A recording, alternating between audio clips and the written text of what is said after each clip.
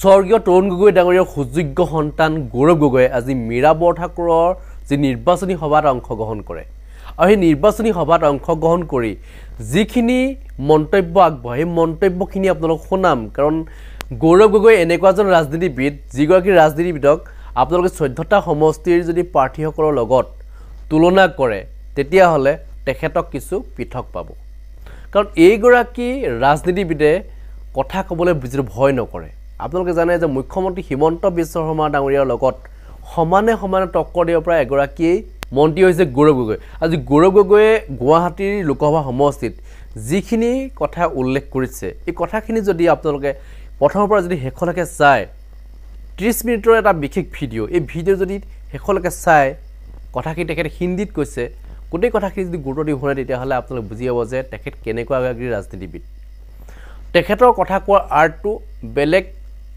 যিসকল প্ৰাৰ্থী আছে 14টা সমষ্টিত তেওঁলোকতকৈ কিছু বেলেগ বহুতে ৰাজনীতি কৰে কিন্তু সেই ৰাজনীতিবিদসকলৰ মাজত যদি আপোনালোকে চাবলৈ যায় গৌৰৱ গগৈ কিছু সুকীয়াকৈ পাব তেখেতে ৰাজনীতি কৰিছে কিন্তু মূল্যবোধৰ ৰাজনীতি কৰিছে তেখেতে ৰাজনীতি কৰিছে কিন্তু ৰাইজৰ বাবেহে নিজৰ বাবে নহয় কাৰণ নিজৰ বুলিবলৈ তেখেতৰ বৰ বিশেষ একো নাই আপোনালোকে জানেই যে তেখেতে প্ৰতিখন সভাতে কৈ ফুৰিছে যে মোৰ তেনেকুৱাকৈ 7টা কোম্পানীৰ মই মালিক নহয় তেখেত কোনো প্ৰাইভেট স্কুলৰ কোনো মালিক নহয় তেখেতে কোনো বাগানৰ মালিক নহয় তেখেত আপুনি মই যেনেধৰণে আছোঁ তেনেকেই তেখেতে জীৱন নিৰ্বাহ কৰি হয়তো ভাল পায় ৰাইজৰ মাজত থাকি ভাল পায় তেনেকুৱা এগৰাকী ব্যক্তি আজি কি কৈছে গৌৰৱ গগৈ ডাঙৰীয়া আপোনালোক শুনাবলৈ বিচাৰিছোঁ अरे भाई थोड़ा जोर से बोलो डिस्प्यूट तक आवाज चलनी चाहिए गौरव गगৈ जिंदाबाद जिंदाबाद जिंदाबाद गौरव गगৈ जिंदाबाद जिंदाबाद जिंदाबाद मैं अनुरोध करूंगा श्री गौरव गगৈ जी से यहाँ आकर मंच में फैंसी बाजार के लोगों को संबोधित करें धन्यवाद तो गौरव जी को सुनने के लिए आए हैं इसके लिए मैं अनुरोध करूंगा कि सभी लोग अपने दोनों हाथ ऊंचे करके जयकारा लगाए गौरव गगৈ जिंदाबाद ये गौरव गुवाहाटी का नहीं आसाम का नहीं पूरे भारत का गौरव है गौरव गगৈ जिंदाबाद जिंदाबाद जिंदाबाद आवाज नहीं आई खाना नहीं खाया क्या अरे भाई थोड़ा जोर से बोलो डिस्प्यूट तक आवाज चलनी चाहिए गौरव गगৈ जिंदाबाद जिंदाबाद जिंदाबाद गौरव गगৈ जिंदाबाद जिंदाबाद जिंदाबाद मैं अनुरोध करूंगा श्री गौरव गगৈ जी से यहाँ आकर मंच में फैंसी बाजार के लोगों को संबोधित करें धन्यवाद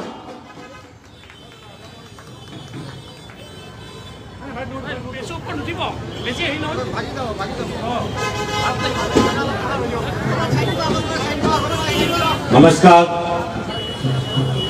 मंच पर विराजमान गुवाहाटी लोकसभा की हमारी कांग्रेस दल की प्रार्थी प्रत्याशी श्रीमती मीरा बरठाकुर जी मंच पर विराजमान एआईसीसी निखिल भारत कांग्रेस कमेटी के संपादक पृथ्वीराज साठे जी मंच पर विराजमान पूर्व मंत्री नौगांव लोकसभा के सांसद माननीय फदुर बोरलोई जी निर्मल शर्मा जी राजू दास जी मेघना सेठी जी और यहाँ पे उपस्थित साथियों मैं सबसे पहले फांसी बाजार में आपके बीच आकर सभी को नमन करना चाहता हूं सभी को नमस्कार कहना चाहता हूं क्योंकि कहीं न कहीं इस फांसी बाजार के साथ मेरे पिताजी स्वर्गीय तरुण गगৈ जी की यादें जुड़ी हुई हैं मैं कई बार स्वर्गीय तरुण गगৈ जी के साथ फांसी बाजार में आया उनका जो आप लोगों के साथ जो रिश्ता है उसको मैंने करीबी से देखा और स्वर्गीय तरुण गगৈ जी के प्रति आपके अंदर जो श्रद्धा है उनके प्रति आपके अंदर जो सद्भावना है उसको मैंने बहुत करीबी से देखा है और इसीलिए फैंसी बाजार मेरे लिए सिर्फ एक बाजार नहीं है फैंसी बाजार को आप लोगों ने कितने खून पसीनों से बनाया है, कितने त्याग और बलिदान से बनाया है, कितनी मेहनत से बनाया है, इसको मैं भली भांति जानता हूं। और इसीलिए फैंसी बाजार सिर्फ एक बाजार नहीं, ये एक असम का शक्ति केंद्र है, ये एक असम का सांस्कृतिक केंद्र है, ये असम का प्राण केंद्र है। और इसीलिए मैं आपके बीच आया हूं। मैं चाहता हूं कि फैंसी बाजार में और प्रगति हो, ये बाजार और सुंदर हो, इस बाजार से जुड़े हुए सारे श्रमिकों के घर में सुख और शांति आए, और जितने भी घर हैं जो बहुत एक मामूली से घर से आज एक शानदार घर में परिवर्तित हो चुके हैं, उन सभी के प्रति मेरा आदर और मेरी श्रद्धा प्रकट करने आया हूं। आज फैंसी बाजार में जब हम स्वर्गीय तरुण गोगोई जी को याद करते हैं, तो एक चीज को हम बहुत अच्छी तरीके से समझते हैं कि अगर राजनीति का सही उपयोग किया जाए तो वो हमारे जीवन में एक अच्छा बदलाव ला सकता है। और फैंसी बाजार के लोग ये भली भांति जानते हैं कि स्वर्गीय तरुण गोगोई जी के सरकार से पहले किस प्रकार से गुवाहाटी में, असम में अशांति का वातावरण था, समाज में भय का वातावरण था। शाम के वक्त निकलने पर हमें डर लगता था, अल्फा सल्फा का डर होता था। कभी बम ब्लास्ट, कभी अल्फा सल्फा की तरफ से फोन कॉल, कभी हमें अपने लोगों को, परिवार के सदस्यों को असम के बाहर भेजना होता था। जिस असम में हमने 100 साल से सुख और शांति और आत्मसम्मान से जी आ रहे थे, 80 और 90 के दशक में एक ऐसा वातावरण था कि असम को छोड़ना पड़ा। लेकिन जब 2001 में स्वर्गीय तरुण गोगोई जी की सरकार आई, तो हमने देखा कि राजनीति से किस प्रकार से समाज में शांति आ सकती है। हमने देखा कि से समाज में अमन और चैन और भाईचारा का वातावरण आ सकता है। और इसीलिए मुझे पिछले वर्ष बहुत दुख हुआ जब मैं सदन में उठकर मणिपुर के संदर्भ में प्रधानमंत्री मोदी जी के सरकार के खिलाफ अविश्वास का प्रस्ताव मैंने आगे किया, क्योंकि जहां मैंने देखा कि असम में राजनीति से असम में सुख शांति और अमन आया, वहीं मैंने देखा कि मणिपुर से राजनीति के कारण वहां पे बंटवारा हुआ, हिंसा हुआ। और मुझे चुभा कि प्रधानमंत्री मोदी जी जो बार बार कहते हैं कि उत्तर पूर्वांचल से कितना उनका लगाव है, बार बार कहना चाहते हैं कि कितने बार वो उत्तर पूर्वांचल गए, लुक ईस्ट का नाम बदलकर एक्ट ईस्ट किया। जब मणिपुर के लोगों ने उनको पुकारा, जब मणिपुर के लोगों को उनकी जरूरत थी, तो प्रधानमंत्री मोदी जी ने मणिपुर को अपना पीठ दिखाया। कितना असंवेदनशील बात थी। कोई कितना निष्ठुर हो सकता है कि जिस समय मणिपुर में महिलाओं को नंगा सड़क पे चलाया जा रहा था, उन पर अत्याचार हो रहा था, उनके साथ बलात्कार हो रहा था, तो प्रधानमंत्री मोदी जी फ्रांस गए, प्रधानमंत्री मोदी जी वोट मांगने विभिन्न प्रदेशों में गए, लेकिन मणिपुर जाने के लिए फुर्सत नहीं हुआ। और इसीलिए जब मैं सदन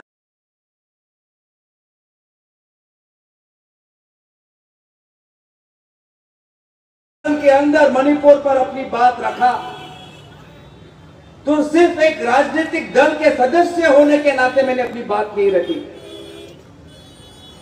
उत्तर पूर्वांचल के प्रतिनिधि, उत्तर पूर्वांचल के इतिहास को मैं भली भांति जानता हूं कि जब समाज में दो हिस्सों के बीच में हिंसा होता है तो उन दोनों वर्गों के बीच शांति और अमन लाने के लिए कितने साल चले जाते हैं।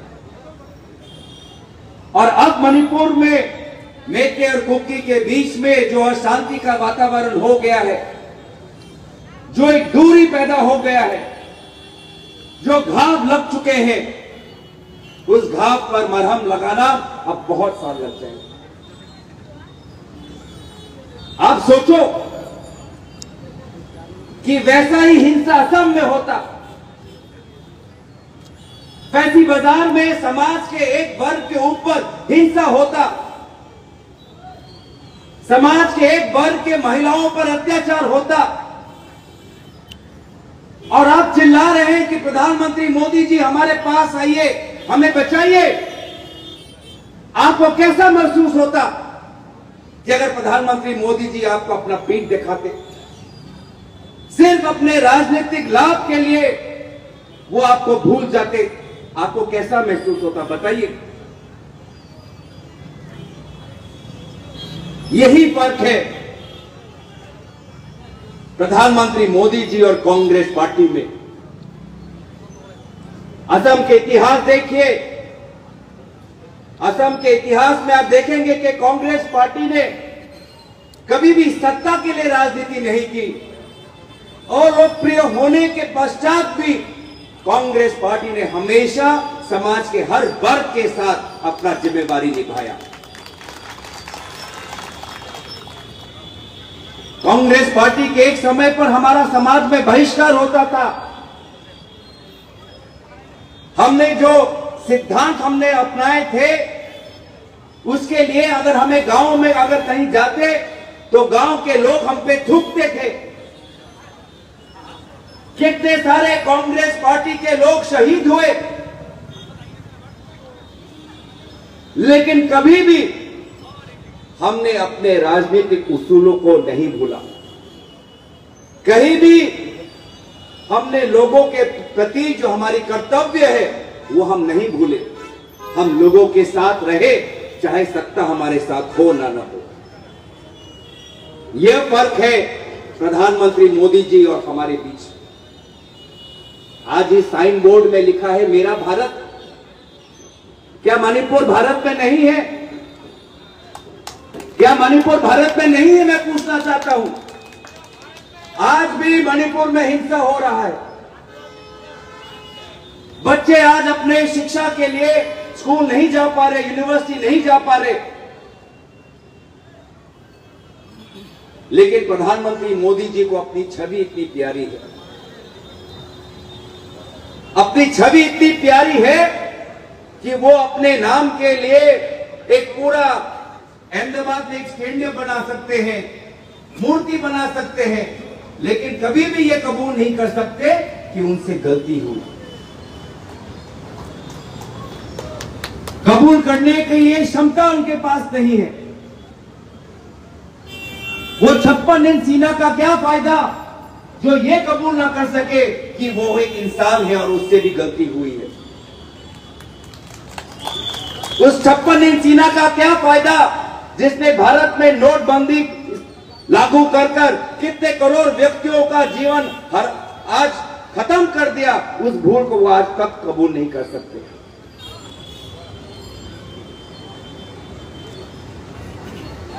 ये 56 इंच का सीना नहीं है। अफसोस की बात है, लेकिन ये एक बुज़दिल व्यक्ति का उदाहरण है जो कबूल नहीं कर सकता कि इसकी सरकार से गलती हुई, मणिपुर में गलती हुई, नोटबंदी के समय गलती हुई। और आज हम क्या देख रहे हैं? भगवान राम के नाम पर ये वोट मांगते हैं। और अभी अभी पृथ्वीराज साठे जी ने कहा कि भगवान राम मर्यादा पुरुषोत्तम राम के हमारे लिए मर्यादा पुरुषोत्तम राम है। तो भगवान राम के साथ मर्यादा का शब्द जुड़ा हुआ है। और आज आप देख रहे हैं कि कर्नाटक में क्या हो रहा है। प्रधानमंत्री मोदी जी एक ऐसे व्यक्ति के लिए प्रचार करने गए जिसने 200 से ज्यादा महिलाओं पर अत्याचार बलात्कार कर लगभग 3000 वीडियो बनाए हैं। ऐसे व्यक्ति के लिए प्रधानमंत्री मोदी जी प्रचार करने गए हैं और भगवान राम के नाम पर वोट मांगते हैं। मर्यादा पुरुषोत्तम राम के नाम पर वोट मांगते हैं। और जब हमारी महिला कुश्ती लड़ने वाली खिलाड़ी जब इंसाफ मांग रहे थे तो उनको दिल्ली पुलिस के द्वारा घसीटकर उनको जेल लेके गए। वो यूपी का सांसद ब्रिजभूषण सिंह को मदद की इन्होंने। मर्यादा पुरुषोत्तम राम के नाम पर वोट मांगते हैं। और चाहे उन्नाव हो चाहे हाथरस हो, हमेशा उन्होंने जो महिलाओं पर उत्पीड़न करते हैं उनका साथ इन्होंने पकड़ा है। तो ये कभी भी राम भक्त नहीं हो सकते। अरे भगवान राम ने तो सीता मैया के लिए लंका को जला दिया, आप तो सारे मणिपुर के महिलाओं को अपने पीठ दिखा दिया। आपने हमारे महिलाओं खिलाड़ियों को के साथ नाइंसाफी की। आपने उन्नाव और हाथरस के बेटी दलित बेटी के साथ आपने नाइंसाफी की। आपने गुजरात के बिल्किस बानो के बलात्कारियों का आपने समर्थन किया। तो किस मर्यादा की हम बात करें, किस मर्यादा की अपेक्षा करें आपसे। आपकी असली हरकत तो हमने देख ली। कुछ दिन पहले एसबीआई के इलेक्टोरल बॉन्ड का जो कांड हुआ उसमें पूरा दूध का दूध पानी का पानी हो गया। जो बात हम पहले दिन से कहते आ रहे हैं, जो बात राहुल गांधी जी पहले दिन से कहते आ रहे हैं कि प्रधानमंत्री मोदी जी सिर्फ कुछ चंद व्यापारियों के लिए आज सरकार में काम कर रहे हैं, वो बात एसबीआई इलेक्टोरल बॉन्ड के द्वारा साबित हो गई सच्ची। क्या देखा हमने? यहां पे बहुत से बुजुर्ग लोग हैं। कुछ हफ्ते पहले आप लोगों का दवाई का दाम बढ़ा कि नहीं बढ़ा? बोलिए, बढ़ा है कि नहीं बढ़ा? कोई हार्ट का मरीज, कोई डायबिटीज का मरीज, कोई किडनी का मरीज, और प्रधानमंत्री मोदी जी ने निर्वाचन से पहले क्या किया? आपके दवाइयों का दाम बढ़ा दिया। क्यों? क्योंकि उन दवाई के कंपनियों के मालिक ने एसबीआई बॉन्ड के द्वारा बीजेपी को चंदा दिया। बस इसीलिए ये बात आपको याद रखनी होगी कि भगवान राम के नाम पर वोट मांगने के लिए जो प्रधानमंत्री मोदी जी हैं, उन्होंने सिर्फ कुछ चंद पैसों के चंदे के लिए हमारे बुजुर्गों के दवाई का दाम उन्होंने बढ़ा दिया। कोविड को लेके आज हम सब देख रहे हैं कि कोविड को लेके आज सब पूरा दुनिया कबूल कर रहा है कि इस वैक्सीन के द्वारा ऐसे बीमारी हो सकती है जो जानलेवा हो सकते हैं। ये बात उस समय भी पता थी, लेकिन प्रधानमंत्री मोदी जी को अपनी छवि इतनी प्यारी है, हर वैक्सीन के सर्टिफिकेट पर अपना चेहरा लगा दिया, लेकिन लोगों को यह नहीं बताया कि ये दवाई लेते हुए थोड़ा आप सतर्क रहिए। एक चेतावनी भी नहीं दी, सबको मजबूर कराया कि दवाई लेनी पड़ेगी। ये नहीं बोला कि अगर आपके पास हार्ट का कोई समस्या हो, आपके ऊपर साइड इफेक्ट हो सकता है। नहीं, सिर्फ प्रचार से उनका मतलब है, और हर वैक्सीन सर्टिफिकेट पे अपना चेहरा लगाकर सबको मजबूर किया कि वैक्सीन लेना पड़ेगा, लेना पड़ेगा। अब मैं पूछना चाहूंगा कि जो लोग जो वैक्सीन लेके आज उनके हार्ट अटैक हुआ, जो उनकी मृत्यु हुई, क्या उनका जिम्मेवारी प्रधानमंत्री मोदी जी लेंगे? इस प्रश्न का उत्तर नहीं देंगे। जब भी सवाल कठिन होता है उस सवाल से वो मुकर जाते हैं। मणिपुर पर सवाल की, मणिपुर का जवाब नहीं दिया।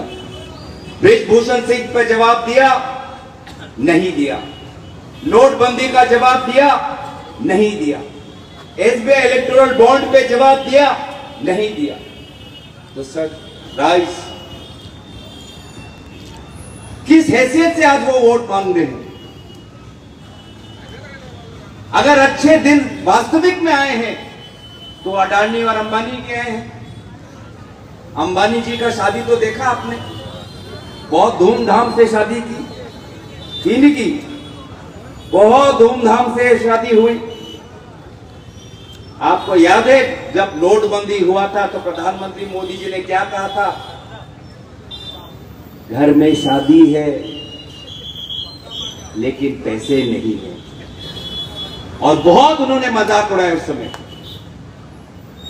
एक गरीब को अपनी बेटी की शादी के लिए कितना कष्ट उठाना पड़ता है, कहां से पैसा इकट्ठा कर कर अपनी बेटी के शादी पे खर्च करना होता है, वो उनके लिए एक मजाक था। तो देखिए, इनकी सच्चाई को हमें पकड़ना है, इनकी सच्चाई को हमें पकड़ना है, इनके बहकावे में नहीं आना है। आज ये पूरा का पूरा जो इनका निर्वाचन प्रचार है झूठ पे आधार है, भय पे आधार है। आज लोग इसलिए मायूस है, इसलिए वोट का आपने देखा जो पोलिंग परसेंटेज है कम हो गया है, क्योंकि लोग मायूस हैं। 2014 में लोगों ने सोचा विकास होगा, गुवाहाटी स्मार्ट सिटी होगा। गुवाहाटी आज प्रदूषण के कारण और प्रदूषित हो गया है। ये सारे जो प्रदूषण है हमारे फाफड़ों में आकर आज हमारे अस्थमा की समस्या को और इन्होंने समस्या कर दिया है, मुश्किल कर दिया है। लोगों ने सोचा 2019 में कि राष्ट्र हित के लिए हम वोट देने जा रहे हैं, पुलवामा के शहीदों के लिए प्रधानमंत्री मोदी जी ने वोट मांगा। लेकिन आज जब मणिपुर जो आज हमारे सीमा से लगा हुआ एक राज्य है वहां पे हिंसा हो रहा है तो वहां पे राष्ट्रीय सुरक्षा अब प्रधानमंत्री मोदी जी को याद नहीं आता। तो लोग मायूस हैं, लोग समझ चुके हैं कि ये सरकार, इस सरकार के अंदर अहंकार का बीमारी घुस चुका है।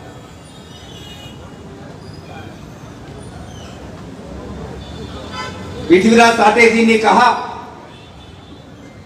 कि यही बीमारी थी जिस बीमारी ने रावण को खत्म किया। नहीं तो रावण भी बहुत शक्तिशाली था, रावण के पास अपार पैसा, अपार धन था, रावण खुद पूजा पाठ में विश्वास करता था, रावण के पास बड़ी सेना थी, लेकिन उसको जब उसके अंदर वासना समाई, जब उसके अंदर अहंकार समाया तो भगवान राम और उनके वानर सेना से वो हार गए। ये अहंकार का पाठ हमने महाभारत में भी पढ़ा कि कौरवों के पास ताकत थी, कौरवों के पास सेना थी, लेकिन कौरव अहंकारी थे और अहंकार का पराजय हुआ। और यही बात आज हम 2024 में देखने वाले हैं कि प्रधानमंत्री मोदी जी आपके अहंकार के कारण आपकी कुर्सी छिटकने वाली है, खिसकने वाली है और लोगों की चुनी हुई इंडिया अलायंस की सरकार आने वाली है। इतिहास वापस आ रहा है। 2004 में भी हमने यही देखा। प्रधानमंत्री उस समय के वाजपेयी जी और भाजपा समझते थे कि यूपीए की सरकार कमजोर, यूपीए में विभिन्न पार्टियों का गठबंधन। 2004 उन्होंने नारा दिया था और उनके अहंकार के कारण उनका पराजय हुआ और यूपीए की सरकार हुई और प्रधानमंत्री डॉक्टर मनमोहन सिंह ने देश को संभाला। आज वही 2004 में जो हुआ आज 20 वर्ष बाद 2024 में होने वाला है। अहंकार, दिल्ली से ये बीमारी ऐसी है जो सिर्फ दिल्ली तक सीमित नहीं है, ये अहंकार आज अब दिसपुर तक आ चुकी है। मीरापुर ठाकुर बाइडो है, आती है कि ये लखपति बाइडो पे आप विश्वास मत करो। मैं भी यही कहना चाहता हूं, ये लखपति बाइडो जुमला है। असम के अंदर आप में से कोई लखपति बाइडो नहीं होने वाले। लखपति बाइडो असम में सिर्फ एक ही है, वो हमारी दिसपुर वाली बाइडो। आप में से कोई लखपति बाइडो नहीं होने वाली। एक ही लखपति बाइडो है, वो हमारी दिसपुर वाली बाइडो, जिनकी नजर आपके फैंसी बाजार पे है, जिनकी नजर गुवाहाटी के बड़े बड़े दुकानों पर है। लोग तो डरते हैं कि ये दिसपुर से कॉन्वॉय अगर मेरे घर के सामने से गया तो कल को जाके मुझे अपना घर बेचना पड़ेगा, है कि नहीं बताओ?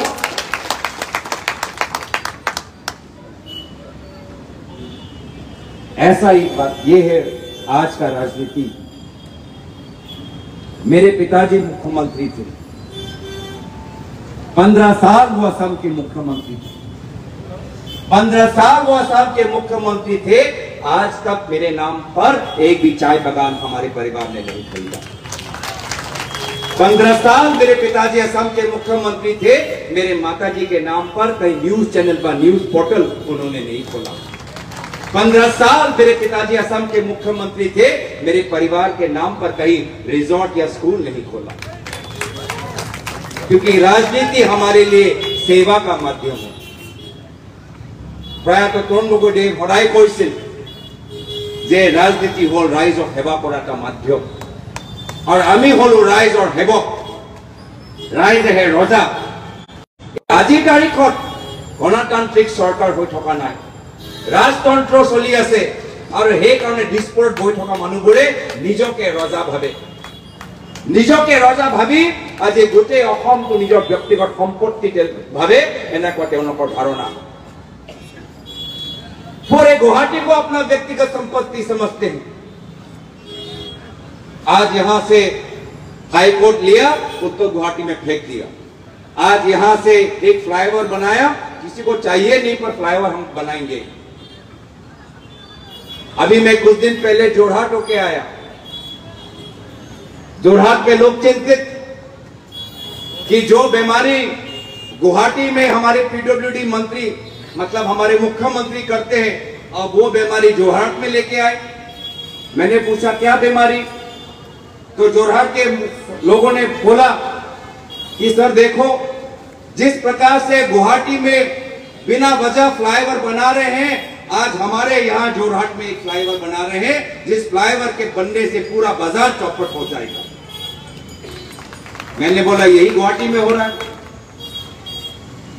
जोरहाट के लोग मुझे बोल रहे हैं कि देखिए सर, ये हमारा डीसी का बंगलो ये करीब है हमारे पास, अगर हमें कुछ काम हो डीसी प्रशासन से, सर्कल ऑफिसर से, करीब में हमारा ये ऑफिस है, हम वहां पे जा सकते हैं, लेकिन अब मुख्यमंत्री चाहते हैं कि उसको सिनामोरा लेके जाए।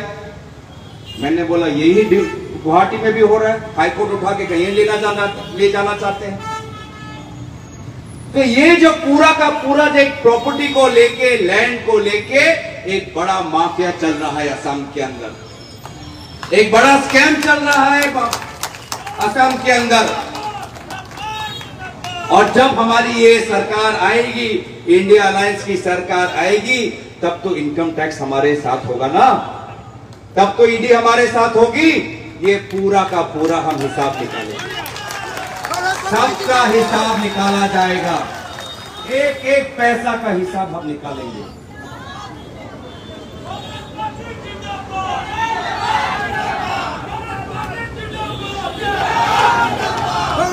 आज लोग मायूस हो चुके हैं, लोग थक चुके हैं इस भाजपा के अहंकार से, ये दिसपुर के कुछ मंत्रियों के आतंक से आज लोग थक चुके हैं। अरे इनके साथ तो इनका पार्टी भी इनके साथ नहीं है, इनके पार्टी के लोग आज नीचे नीचे आज हमारे साथ काम कर रहे हैं।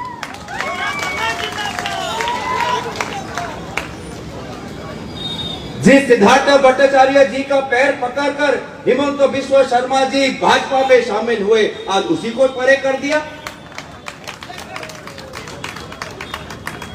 जिस श्रीमती विजय चक्रवर्ती बाइडो का पैर पकड़कर आशीर्वाद देकर भाजपा में शामिल हुए, आज हिमंत बिश्व शर्मा जी ने आज उनको परे कर दिया।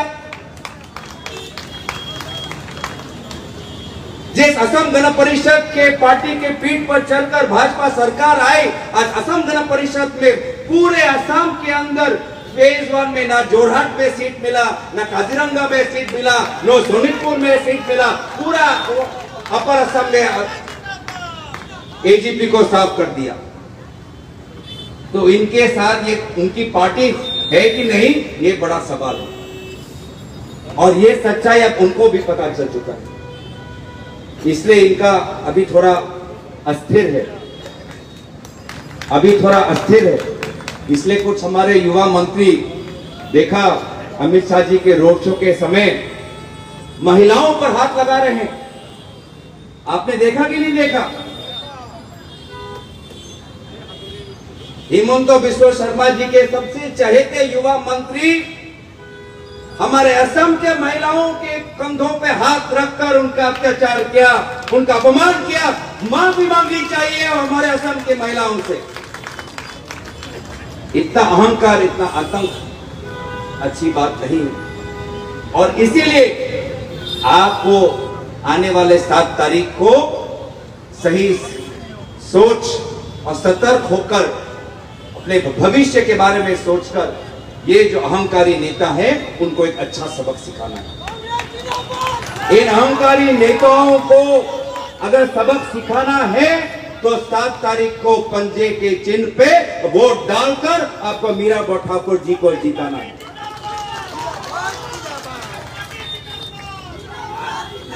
अच्छा, थोड़ा कल्पना करते हैं, थोड़ा सोचिए वो सदन का नजारा जिसमें डिब्रूगढ़ से लुरिनज्योति गोगोई हमारा वहां पे सांसद हो। कल्पना करिए उस सदन का नजारा जहां से डिब्रूगढ़ से लुरिनज्योति गोगोई हमारा सांसद हो और नौगांव से हमारा सांसद प्रद्युत बोरदोलोई हो और प्रद्युत बोरदोलोई के साथ बैठी हुई हो हमारी गुवाहाटी की लोकसभा सांसद मीरा ठाकुर जी और उनके बगल में बैठा होगा आपका जोरहाट का बेटा। और सोच सकते हो कि क्या वो नजारा होगा और असम की जो हमारी जो आवाज है कितनी बुलंद होकर हम अपनी आवाज को दिल्ली में सदन के अंदर हम रख पाएंगे। इसीलिए मैं आप लोगों के बीच आया हूं, आप लोगों का आशीर्वाद मांगने के लिए, आप लोगों का सहयोग मांगने के लिए, क्योंकि आज हमने जो मुहिम छेड़ी है ये सिर्फ